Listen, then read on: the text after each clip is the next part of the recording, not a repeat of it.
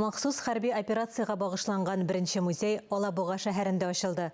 Ул махсус хәрби операция батырларына багышланган. Монда орден һәм медальләр, фотолар, документлар күрергә була.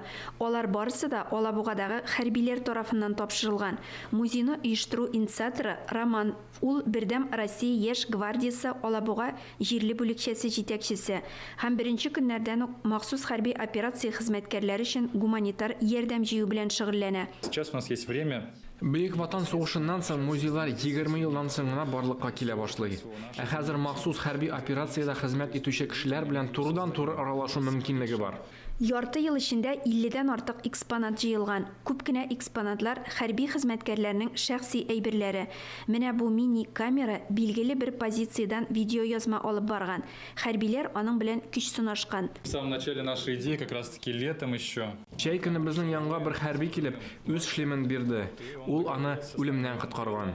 Кунаклар арасында Максим Әхмәтов та бар. Ул хәрби хәрәкәтләр ветераны. Беренче көннән үк махсус хәрби операциядә катнаша. Бүген ул яшь буынга хәрби техника күнекмәләрен өйрәтә. Я вот сам из своих этих принес.